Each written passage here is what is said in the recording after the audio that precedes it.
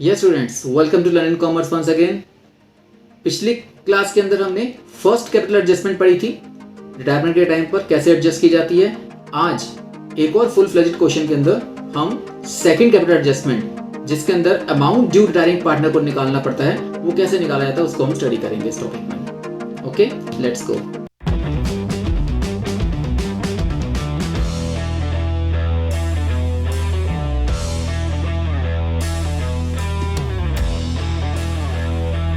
एक और क्वेश्चन देख रहे हैं,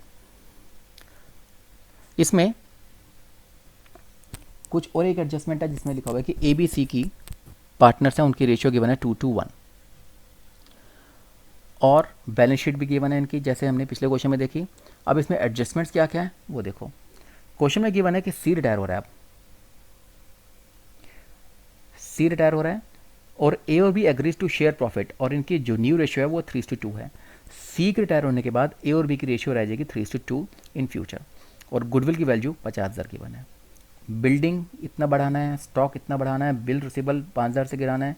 ये एडजस्टमेंट तो रिवैल्यूएशन अकाउंट में हो जाएगी। उसके अलावा जो एडजस्टमेंट हमारे पास है वो इस पर ध्यान दो कि A and B agrees to pay off the dues of C. A and B agree कर रहे हैं कि हम सी का ड्यूज पेमेंट करेंगे, एंड फॉर दिस उसके लिए they will bring sufficient cash, उसके लिए वो कैश लेके आएंगे।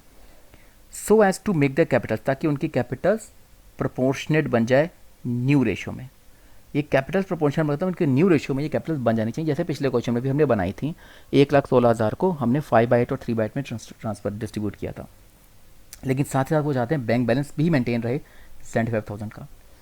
तो क्वेश्चन में ये एडजस्टमेंट कैपिटल की ये है कि ए एंड बी एग्री कर रहे हैं कि जो सी को कैश देना है। पिछले क्वेश्चन में देखा तो जो पार्टनर रिटायर हो रहा था उसके बैलेंस को हमने लोन अकाउंट में ट्रांसफर किया था, लेकिन यहाँ पर इसके बैलेंस को जो सी रिटायर हो रहा है उसको कैश देना है, और वो कैश जो है वो ए और बी लेके आएंगे। इस तरीके से लेके आएंगे कि उनकी कैपिटल्स भी रेशियो में आ जाए और साथ साथ बैंक बैलेंस भी मेंटेन हो जाए 75,000 का। देखो अब कैसे क्वेश्चन शुरुआत करते हैं। पहले रिवैल्यूएशन अकाउंट को देखते हैं।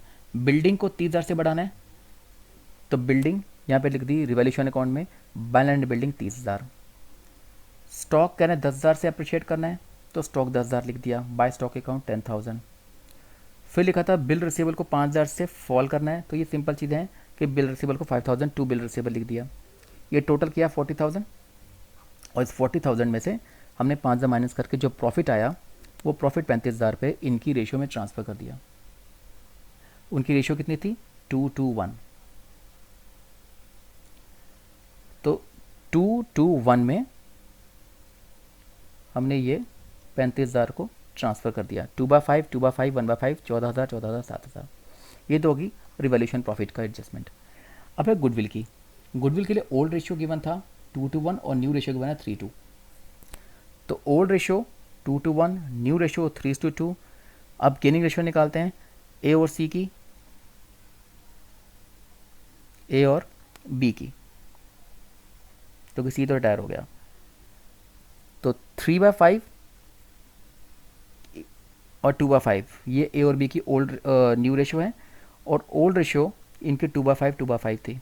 इसका मतलब ए का गेन आ रहा है 1/5, लेकिन बी का नेट बैलेंस 0 आ रहा है, यानी बी गेन नहीं कर रहा। तो इसका मतलब जो सारा शेयर सी का है वो सारा कौन गेन कर रहा है?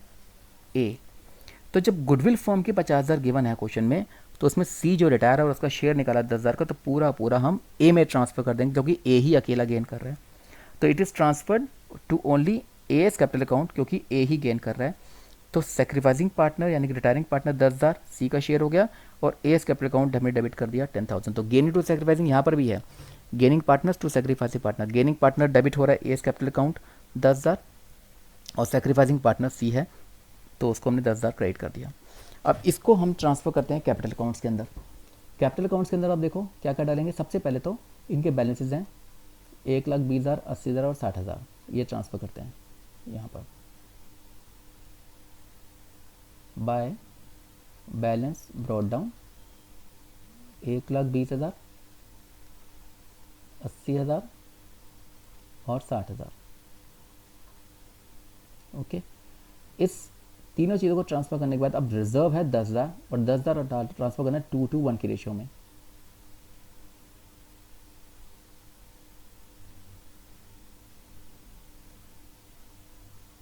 बाय रिजर्व,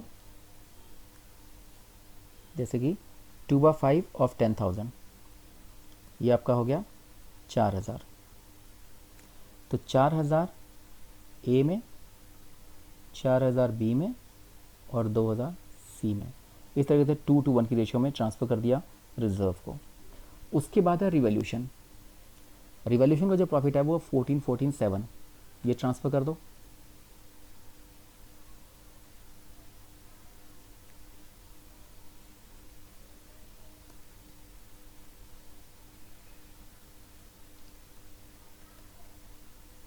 $14,000, $14,000 और 7,000। इसका गुडविल ट्रीटमेंट की एंट्री। गुडविल हमारे पास हमने किया था ए टू सी, जैसे पिछले क्वेश्चन में किया था सेम ऐसे ही। ए टू सी मतलब सी क्रेडिट हो रहा है, तो यहाँ लिख दो बाय एस कैपिटल अकाउंट, सी में डाल दो 10,000 और ए को डेबिट कर दो, यहाँ लिख दो टू सीज कैपिटल अकाउंट।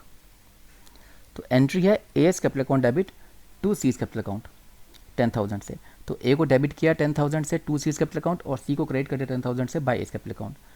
ये हमारे पास इस क्वेश्चन के अंदर गुडविल की वैल्यूएशन का कर दिया हमने, new ratio, gaining ratio, building वगैरह की अप्रिसिएशन रिवैल्यूएशन अकाउंट में कर दी। अब ये रह गया सिर्फ ए एंड बी जो सी को देना है। अब पहले तो जो पेमेंट करनी है सी को वो कैलकुलेट कर लेते हैं कितनी देनी है।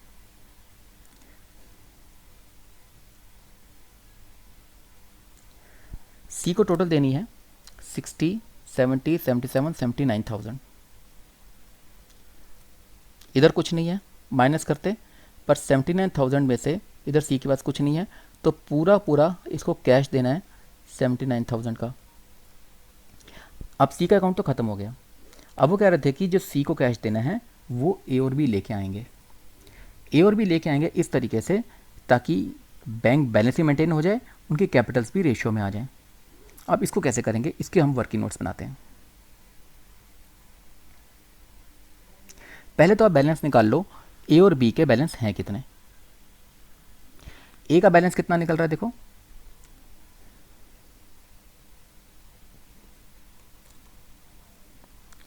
ए का जो कैपिटल बैलेंस अब तक निकल रहा है वो निकल रहा है 120, 124, 138 में से माइनस करेंगे 10 तो आ गया 1,28,000। और जो बी का कैपिटल बैलेंस निकल रहा है वो निकल रहा है 98,000। ओके, ए का 128 और बी का 98। अब यहाँ मैं कैलकुलेट करता हूँ एक बार दोबारा से।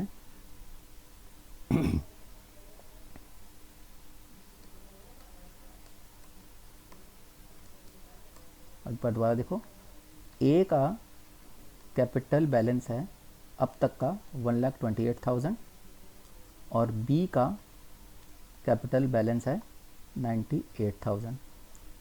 इसको टोटल कर रहे हैं 2,26,000। अब कैश की बात करते हैं, कैश कितना रिक्वायर्ड है। जो कैश रिक्वायर्ड है, सबसे पहले तो टू पे ऑफ सी, सी को पेमेंट करने के लिए इनको 79,000 चाहिए। ये आप चेक कर सकते हो, कैपिटल अकाउंट में इनका बैलेंस 79,000 पे कर रहे हैं। साथ साथ इन्होंने कहा था कि बैंक बैलेंस मेंटेन करना है 75,000 प्लस जो बैंक बैलेंस मेंटेन करना है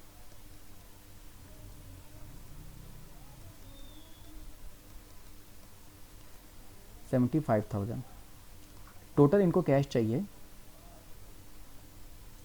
1,54,000। इसमें से आप चेक करोगे तो ऑलरेडी इनके पास क्वेश्चन में बैंक बैलेंस 50,000 पड़ा हुआ है, वो यहाँ से माइनस कर दो। बैंक बैलेंस जो इनका एग्जिस्टिंग है वो है 50,000। तो 1,04,000 ऐसा बैलेंस है जो इनको कैश एक्सेस चाहिए, कैश टू बी ब्रॉट इन।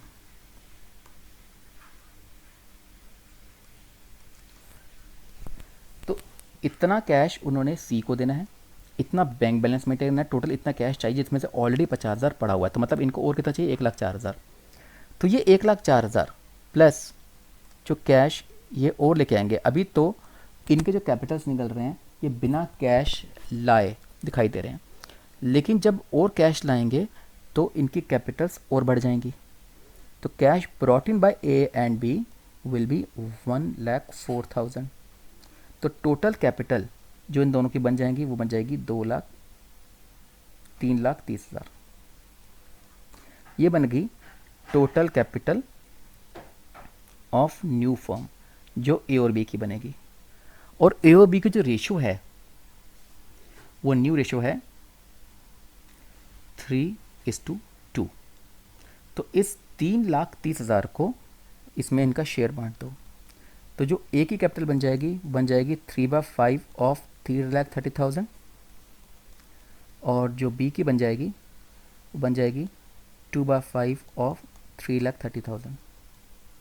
दोनों को सॉल्व करते हैं तो ये बन जाता है 1,98,000 और ये बन जाता है 1,32,000। ओके, और इसको अब ट्रांसफ़र कर दो इनके कैपिटल अकाउंट्स में। यहाँ पर टू बैलेंस कैरिड डाउन 1,98,000 और 1,32,000। अब ये इनके बैलेंस कैपिटल रेशियो में आ गए। अब टोटल देखते हैं इनका, तो इसका आंसर यहाँ पर आ रहा है 2,08,000। 2,08,000 में से ये साइड माइनस करते हैं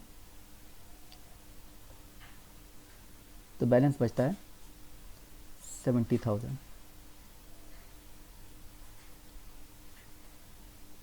जो लिख देंगे बाय कैश अकाउंट, जो बैलेंस निकलेगा। यहाँ बाय कैश अकाउंट लिख दो, बैलेंसिंग फिगर। ऐसी बी का देखते हैं। बी का टोटल आ रहा है यहाँ 1,32,000। 1,32,000 में से इसको माइनस करेंगे 98 को तो बचेगा 34,000। तो ए लाएगा 70,000, बी लाएगा 34,000। टोटल देखोगे ये टोटल वही बनेगा 1,04,000 जो हमने यहाँ लिखा था कि कितना कैश है इसको लेके आना है। ठीक है ना, ये सब वेरीफाई कर गया। इसका मतलब ये मैंने पूरा आपको वर्किंग नोट्स यहाँ बना के भी दिया है बिल्कुल एज इट इज़, और ये कैपिटल अकाउंट बना के दिया है। कैपिटल अकाउंट बनाने के बाद अब दिखानी बैलेंस शीट। अब बैलेंस शीट में तो कुछ खास है नहीं। लैंड एंड बिल्डिंग जो पहले हमारे पास 1,50,000 थी उसमें 30,000 बढ़ाना है, तो बढ़ा के 1,80,000 हो गया। बैंक बैलेंस उन्होंने पहले ही कहा था कि 75,000 मेंटेन करना है, वो डायरेक्ट लिख दिया क्योंकि बाकी तो कुछ बचना नहीं। स्टॉक हमारा 10,000 बढ़ा रहे थे, 60,000 हो गया। डेटर्स एज इट इज़ रहेंगे और बिल रिसीवेबल ने 5,000 कम करके दिखाना है। क्रेडिटर्स एज इट इज़ रहेंगे और कैपिटल नए वाले दिखाने हैं 1,98,000 और 1,30,000 जो कि 3,30,000 है। टोटल बैलेंस शीट हमारी 3,80,000 या मैच कर जाएगी। तो इस तरीके से ये क्वेश्चन भी आपका खत्म हो जाएगा। तो हमने दो एडजस्टमेंट्स वाले क्वेश्चन देखे, एक में जिसमें कैपिटल फर्म की गिवन थी, या ऐसा भी हो सकता है कि लिखा हो जैसे इसमें क्वेश्चन में गिवन था कि पुरानी जितनी कैपिटल थी वही आपकी नई कैपिटल रहेगी, और एक था जिसमें कि कैपिटल्स इनकी प्रोपोर्शनमेंट आनी चाहिए लेकिन इसमें सी को कैश देना था। तो इन दोनों एडजस्टमेंट्स को एक बार अच्छी तरह देखें, आप वेरीफाई कर लेना। तो this was all about the chapter of retirement. In the previous class हमने देखा था कैसे गेनिंग रेशियो और न्यू रेशियो कैलकुलेट की थी, और साथ में गुडविल ट्रीटमेंट के क्वेश्चंस किए थे। इस क्लास में हमने देखा कि रिटायरमेंट में कैपिटल एडजस्टमेंट्स कैसे की जाती हैं। तो okay, I hope you have understood all this topics. In the next class I will start with the दूसरा जो टॉपिक है इसी चैप्टर का, वो है डेथ ऑफ द पार्टनर। तो डेथ ऑफ पार्टनर को कंटिन्यू करूँगा इस रिटायरमेंट के बाद। Till then stay connected with learning commerce. Thank you.